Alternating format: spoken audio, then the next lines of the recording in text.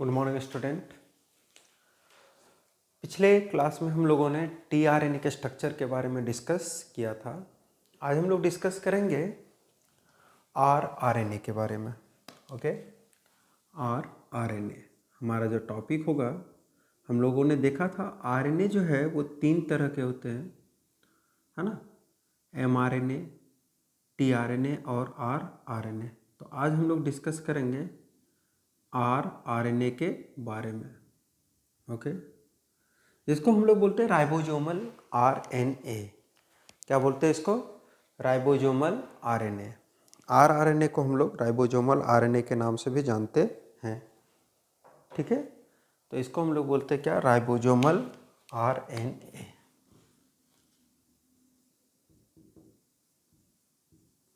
Ribosomal RNA.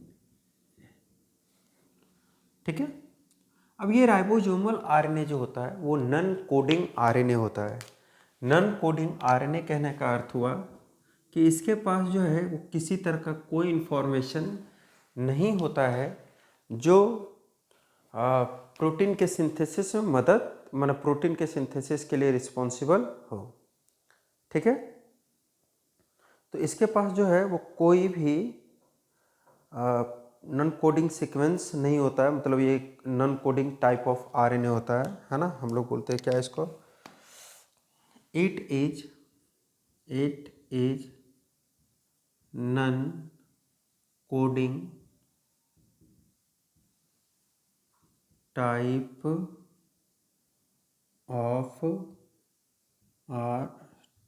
Of RNA. ठीक है, ये जो होता है वो नन कोडिंग, यानी कि इसके पास कोई कोडिंग नहीं होता है जो क्या करे? सिंथेसिस करे किसका? प्रोटीन का। तो ये non coding type of RNA होता है ना। हम लोग देखते हैं कि it act as primary building block of ribosomes.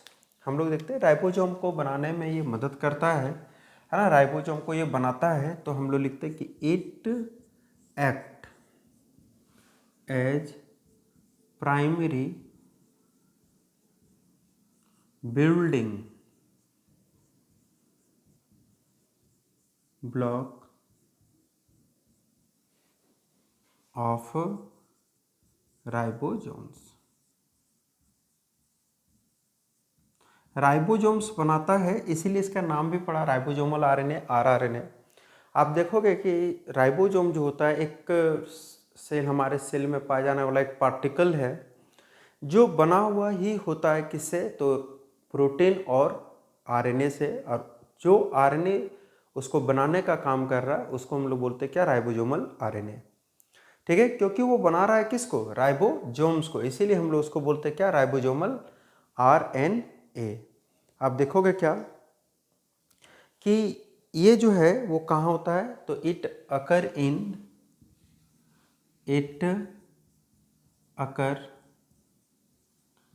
Inside of ribosomes. ये राइबोसोम्स के अंदर पाया जाता है। It occur inside the ribosomes. ये राइबोसोम्स के अंदर आपको मिल जाएगा। अब देखोगे ये जो है वो कितना होता है? 70 to 80%।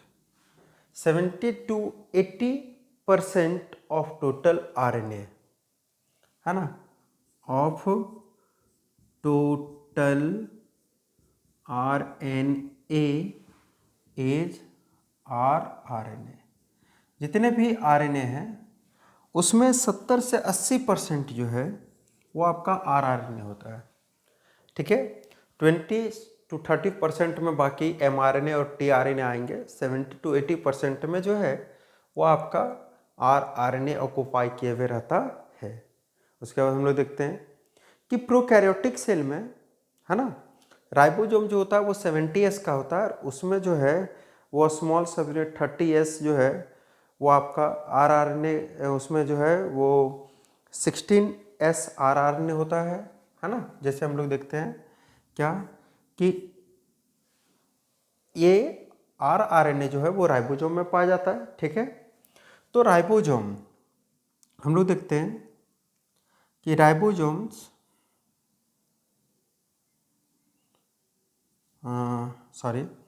rRNA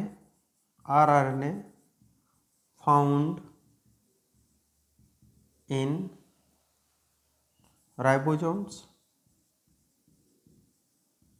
कहाँ पाया जाता है? राइबोसोम्स में। एंड इन प्रोकैरियोटिक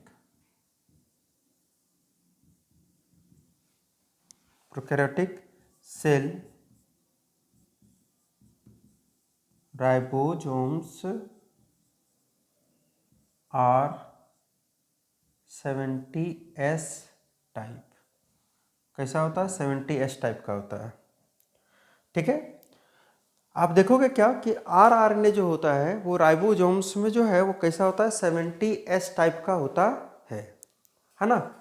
और हमको पता है, आप लोगों को पता है कि राइबोसोम्स 70S राइबोसोम्स जो होता है 70S राइबोसोम्स ये बना होता है दो तरह के सब यूनिट से, है ना। ये बना होता है दो तरह के सब यूनिट से। एक होता है आपका 50S सब यूनिट, और एक होता है 30S। दोनों मिल करके बनाता है क्या? 70S। तो ये 50S राइबोसोम जो है ना, उसमें आप देखोगे 23 एंड 5S rRNA रहता है। इसमें जो है वो कितना? 23S एंड 5S rRNA रहेगा। और ये जो इसमें जो है वो हम लोग देखते हैं 16S rRNA रहता है।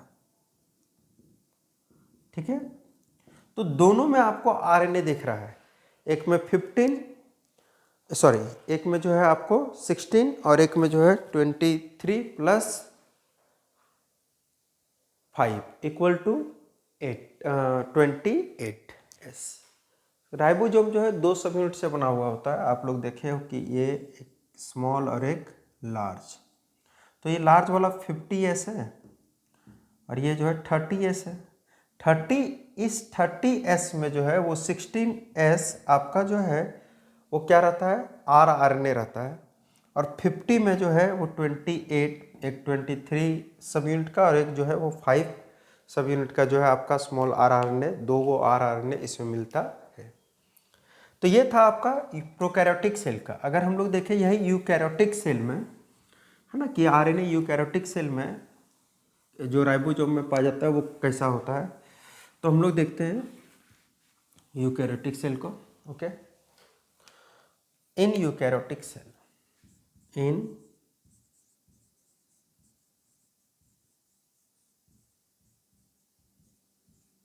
यूकैरियोटिक सेल, यूकैरियोटिक सेल में राइबोसोम जो होता है, राइबोसोम्स ये होता है 80S का।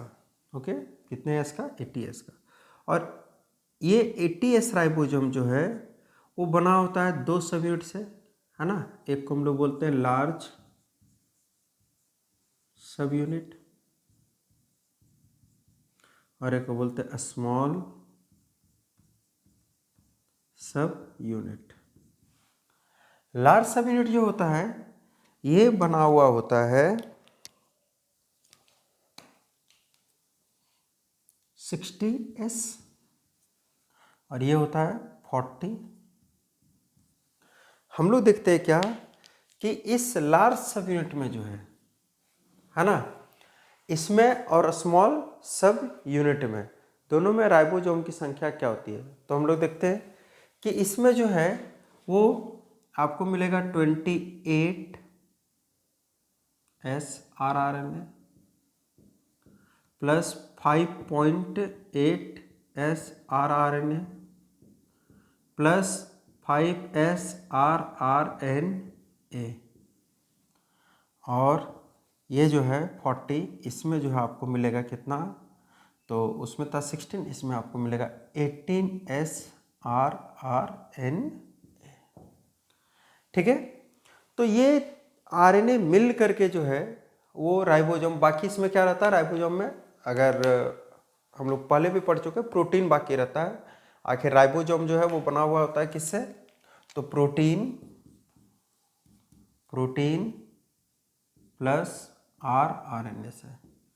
तो उसमें आरएनए की मात्रा क्या होती है वो हम लोगों ने देखा। तो आरएनए का काम क्या है, आरएनए का काम हम लोग देखें कि ये राइबोसोम को बनाएगा और इसी राइबोसोम में है ना एमिनो एसिड का फॉर्मेशन होता, सॉरी प्रोटीन का फॉर्मेशन होता है एमिनो एसिड के कंबाइन होने से।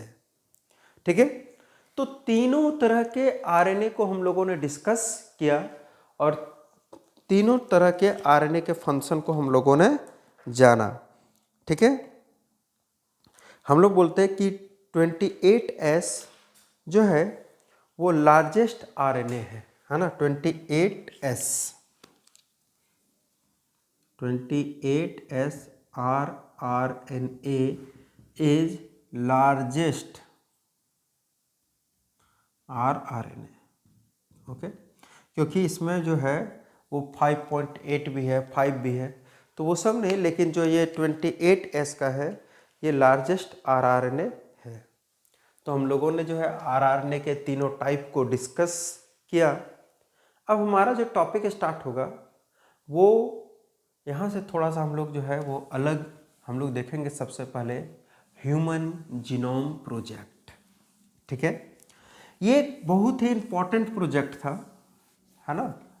इस प्रोजेक्ट को सोचा गया था 1986 में, लेकिन इसको जो है वो चालू करने में काफ़ी ज़्यादा टाइम लग गया, है ना। 4 साल के बाद 1990 में चालू हुआ और प्रोजेक्ट जो है वो लगातार 13 साल तक इसमें काम हुआ, 13 ईयर तक। काफ़ी जो इम्पोर्टेंट प्रोजेक्ट था, काफ़ी ज़्यादा जो है वो फाइनेंशियल सपोर्ट की आवश्यकता पड़ी इसमें। तो इसी प्रोजेक्ट के बारे में हम लोग डिस्कस करेंगे, जिसको हम लोग बोलते हैं human genome project. Okay,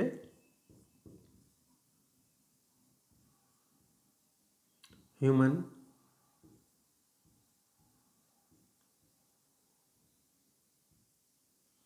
genome project.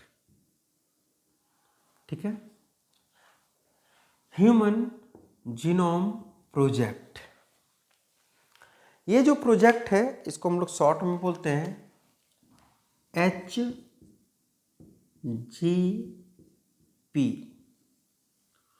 और इसको हम लोग बोलते हैं मेगा प्रोजेक्ट। मेगा प्रोजेक्ट, इसको ह्यूमन जीनोम प्रोजेक्ट को जो है वो बोला जाता है क्या, मेगा प्रोजेक्ट। ठीक है, क्यों मेगा प्रोजेक्ट बोला जाता है, 13 ईयर तक लगातार चला। इसके कंक्लूजन को करने में 2 साल से 2.5 साल लगभग लगा। और ये जो है प्रोजेक्ट वो आप देखोगे कि 1000 का जो है 1000 का एक बुक था, 1000 पेज का, वो 3000 पेज की आवश्यकता पड़ी, 3000 बुक की आवश्यकता पड़ी थी। ठीक है, काफ़ी मेगा प्रोजेक्ट था ये, है ना। और ये प्रोजेक्ट जब चला तो काफ़ी ज़्यादा जो है वो बायोलॉजिकल साइंस में जो है वो काफ़ी ज़्यादा बोल सकते हैं कि सुधार हुआ हमारे डायग्नोसिस में और किसी भी डिजीज़ को ठीक करने में। तो इसका हम लोग देखते हैं क्या कि इस प्रोजेक्ट का जो है इंटरनेशनल स्तर पे चला था। इंटरनेशनल साइंटिस्ट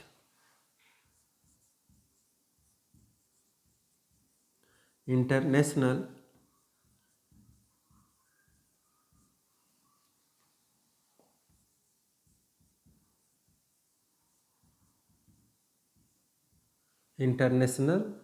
साइंटिस्ट जो इंटरनेशनल साइंटिस्ट हैं, है ना, या इंटरनेशनल साइंटिफिक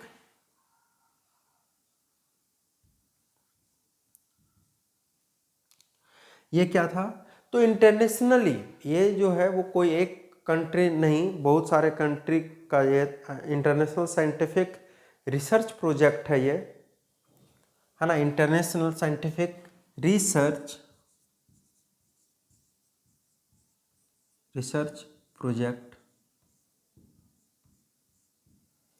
जिसका गोल था with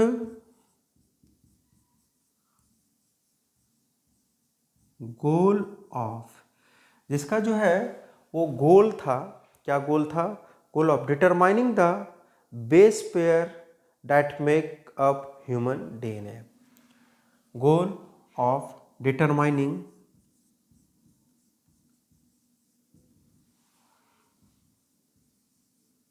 of base pair found in human DNA, human के डीएनए में जो पाया जाता है ना, बेस पेयर, उसको फाउंड करना, उसको पता करना ही मतलब इस प्रोजेक्ट का गोल था कि जो डीएनए में कौन कौन से बेस पेयर, कहाँ पे किस तरह का बेस पेयर होता है, ये सब जानना इस प्रोजेक्ट का जो है मेन उद्देश्य था। यानी हमारे बॉडी में कितने बेस पेयर हैं, कितने डीएनए हैं, इन सारे चीज़ों का आइडेंटिफिकेशन करना ही इस प्रोजेक्ट का मेन उद्देश्य था। ठीक है, हम लोग बोलते हैं क्या, मेगा प्रोजेक्ट, है ना। आप देखोगे कि idea was picked up in 1984, idea was picked up in 1984, 1984 में ये आइडिया आया था बाय द यूएस गवर्नमेंट, है ना, लेकिन it was launched in, it was, लेकिन इसको लॉन्च जो किया गया था वो किसके द्वारा किया गया, US government, it was launched by US, है ना, किसके द्वारा किया गया, तो यूएस गवर्नमेंट के द्वारा,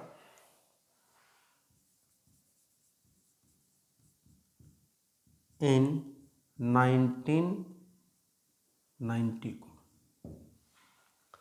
ठीक है, लॉन्च किया गया 1990 को। 6 सालों तक सिर्फ प्रोजेक्ट को सोचने में लगा। रीजन क्या था, तो प्रोजेक्ट जो चालू होने से पहले, चूंकि ये मेगा प्रोजेक्ट हम लोग लिख चुके हैं कि ये कैसा प्रोजेक्ट था, मेगा प्रोजेक्ट था, तो इस प्रोजेक्ट को डायरेक्ट तो चालू नहीं किया जाता था, इसमें किया जा सकता था, इसमें काफ़ी फाइनेंशियल कंडीशन की आवश्यकता थी।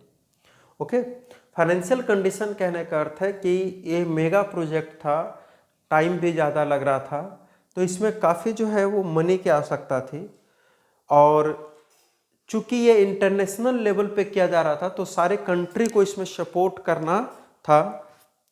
आइडिया जब इसका आया तो सारे कंट्री को जो है इसके लिए इनवाइट किया गया या बोला गया, बट जो है वो सब कोई इसमें राजी नहीं हुए, कोई सपोर्ट में नहीं आया, है ना।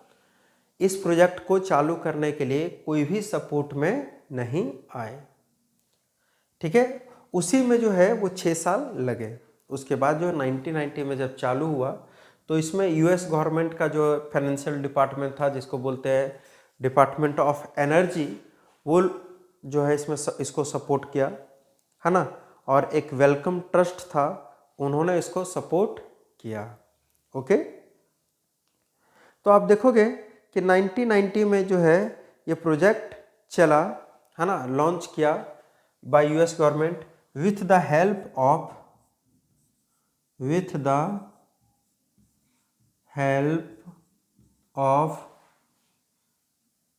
National institute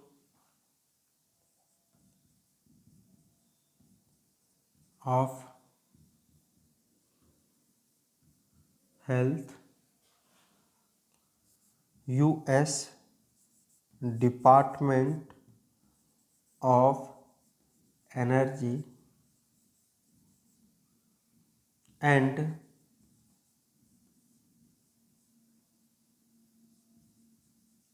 Wellcome Trust of UK. ठीक है, इन सब के मदद से ये प्रोजेक्ट जो चालू हुआ 1990 में, है ना, 6 सालों के बाद। National Institute of Health equal to उसका लैब यूज किया गया था, जो वहाँ का मेन हॉस्पिटल या जो कॉलेज, मेडिकल कॉलेज था, उसका लैब यूज किया गया। ठीक है, दूसरा फाइनेंशियल डिपार्टमेंट जो है, यूएस डिपार्टमेंट ऑफ एनर्जी को ही बोलते हैं, वहाँ के फाइनेंशियल डिपार्टमेंट को हम लोग बोलते हैं क्या, यूएस डिपार्टमेंट ऑफ एनर्जी, उसको यूज किया गया।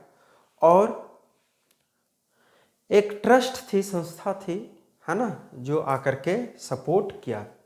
लेकिन बाद में जो है वो बहुत सारे कंट्री आकर के इसको सपोर्ट किया, लेकिन शुरू में जो है वो कोई नहीं, जब चालू हुआ तो कोई नहीं, शुरू में जो है कोई सपोर्ट करने के लिए नहीं आया। सब लोगों को लगा कि ये प्रोजेक्ट जो है वो फ्लॉप हो जाएगा, ये प्रोजेक्ट फालतू का है, ये पॉसिबल नहीं हो सकता है।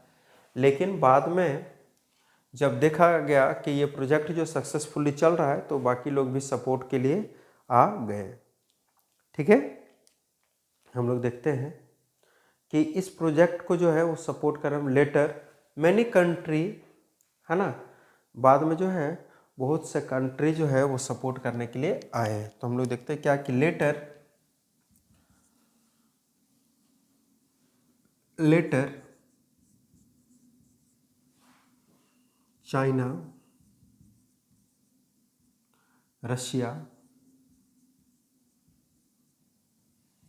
And Japan and many country many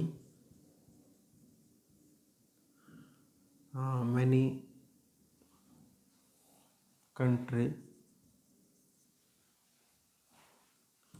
come in support of HGP human genome project. बहुत सारे कंट्री, है ना, चाइना था, रशिया था, जापान था, है ना, जर्मनी था, फ्रांस था, ये सारा जो है वो सपोर्ट में आया। ठीक है,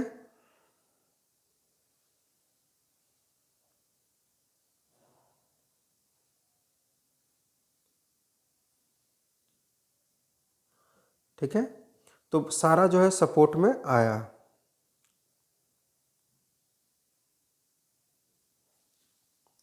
ठीक है,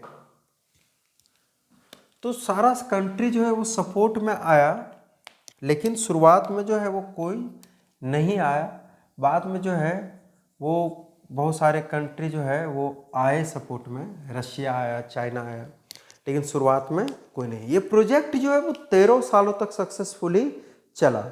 ओके, ये प्रोजेक्ट जो है वो हम लोग देखते हैं कितना सालों तक चला, 13 सालों तक। आप देखोगे 1990 में लॉन्च किया, आप देखोगे कि ये डिक्लेयर किया गया, launch and was declare to complete, है ना, प्रोजेक्ट डिक्लेयर टू कंप्लीट। हम लोग देखते हैं क्या कि प्रोजेक्ट डिक्लेयर्ड, ठीक है, प्रोजेक्ट जो है वो डिक्लेयर्ड किया गया,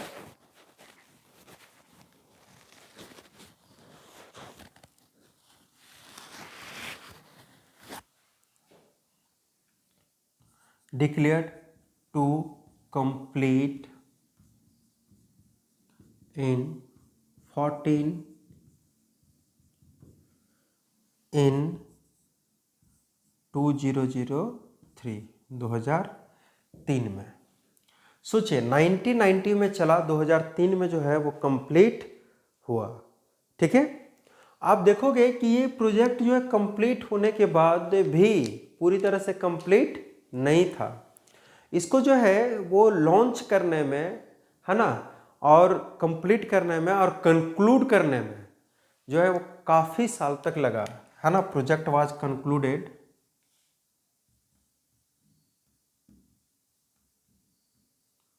was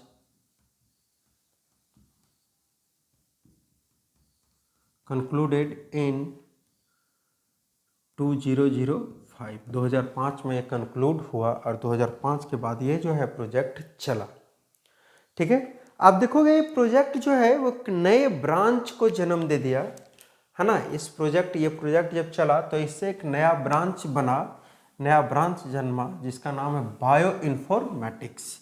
चूँकि आप देखोगे कि जब ये प्रोजेक्ट चला हमारे बॉडी में कैसा डीएनए, हम लोग पढ़े हैं कि हमारे बॉडी में जो भी फंक्शन होता है उसके लिए जीन रिस्पॉन्सिबल होता है और जीन जो है वो डीएनए के ऊपर पाया जाता है। डीएनए जो है वो बेस, नाइट्रोजनस बेस, शुगर और फॉस्फेरिक एसिड से बना हुआ होता है। तो ये इंफॉर्मेशन जो है वो ह्यूमन जीनोम के द्वारा ही लिया जा सकता था। ये प्रोजेक्ट का गोल भी था और इसी कारण से एक नए ब्रांच की उत्पत्ति हुई जिसका नाम है बायो इन्फॉर्मेटिक्स। तो हम लोग हेडिंग डाल देते हैं बायो इन्फॉर्मेटिक्स।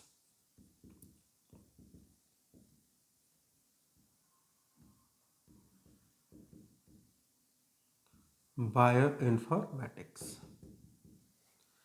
ठीक है। क्या है बायो इन्फॉर्मेटिक्स, हम लोग अगर देखें है ना, तो क्या है ये हम लोग बोलते हैं कि ये फील्ड डेवलप मेथड, या हम लोग बोल सकते हैं कि it is a branch of biology, है ना, that develop software tools for understanding collecting biological data. ठीक है, हम लोग बोलते हैं कि it is a special branch of biology, it is a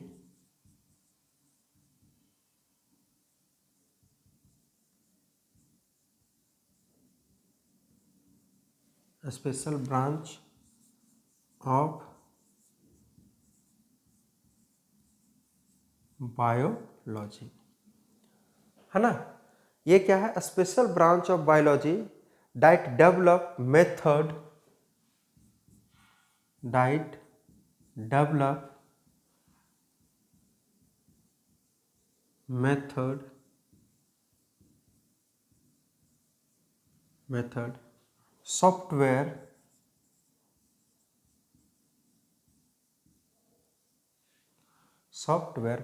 software ठीक है, टूल्स फॉर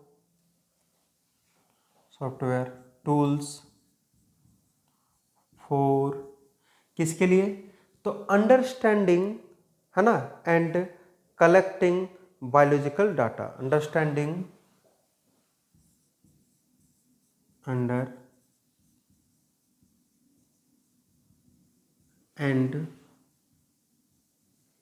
कलेक्टिंग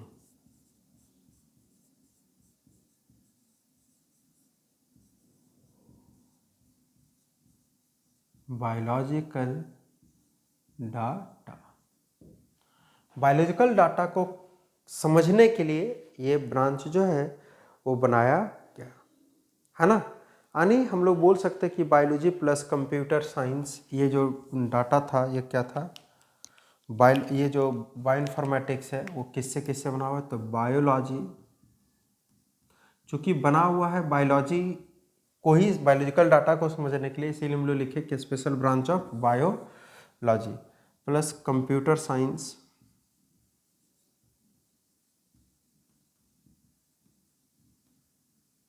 ठीक है। Biology plus computer science plus इसमें आएगा इंजीनियरिंग, मैथ आएगा, इंजीनियरिंग आएगा,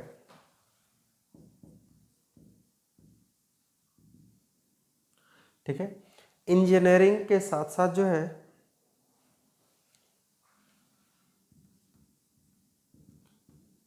प्लस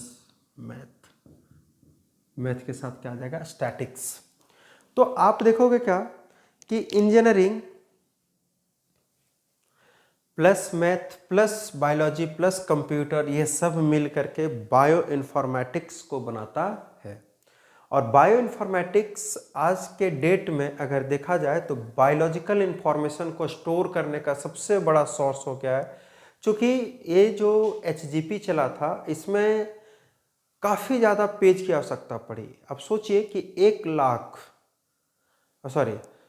1000 पेज का अगर जो है एक बुक है और वो बुक जो है वो 3000 ही ज़रूरत पड़ा, तो कितना जो है वो ज़रूरत पड़ा। अब इतना डाटा को जो है वो स्टोर करना बुक में, और बुक के फॉर्म में हम कितना दिन तक स्टोर कर सकते हैं। तो इसीलिए जो है वो बायोइन्फॉर्मेटिक्स ब्रांच बना, जिसमें सॉफ्टवेयर जो है बना दिया गया जो डाटा को कलेक्ट रखेगा, और ये डाटा को जो है वो कलेक्ट करके उसको जो है वो लॉन्ग लास्टिंग भी बनाता है, ज़्यादा दिन तक हम लोग रख सकते हैं। और ये इजी भी हो गया है ना पेज की आवश्यकता पड़ी ना और कुछ। तो बायोइन्फॉर्मेटिक्स जो आज की डेट में बहुत ही इंपॉर्टेंट है, किसके लिए? तो बायोइन्फॉर्मेटिक्स के लिए।